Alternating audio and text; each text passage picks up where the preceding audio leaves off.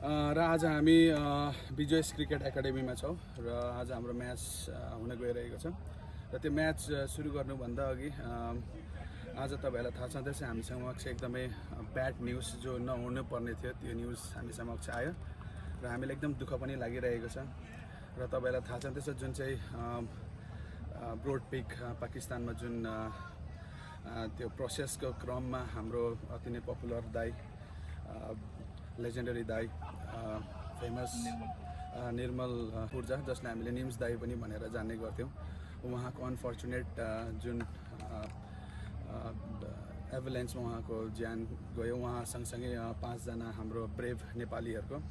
हामीलाई एकदमै दुःख लागिरहेको छ र हामी समस्त नेपाली कम्युनिटी र एन्टायर जुन चाहिँ एउटा माउन्टेनियरिङ कम्युनिटीको लागि एकदमै यो दुःखको घडी हो र उहाँको चिर आत्माले शान्ति पाओस् भन्दै हामी एभरेस्ट हुल हाम्रो नाम पनि एभरेस्ट है एभरेस्ट हुलको तर्फबाट हामी पनि उहाँको चिर आत्मा शान्ति पाओस् भनेर 1 मिनट लागि मौन धारण प्रार्थना गर्छौँ।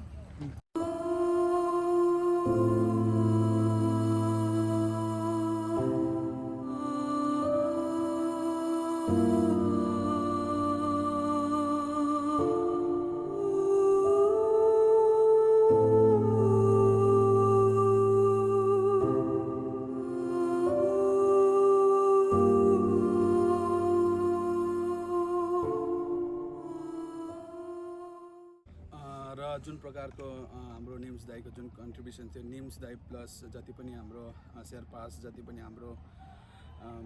माउन्टेनियरिङ जति पनि कम्युनिटीको जति पनि कन्ट्रिब्युसन छ हैन त्यो त अब हामीले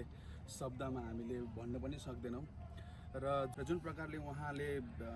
दिएको वचनहरू छ र त्यसलाई हामी पनि एउटा मोटिभेसन र इन्स्पिरेसन्सको रूपमा लिएर हामीले पनि एभरेस्ट हुलको तर्फबाट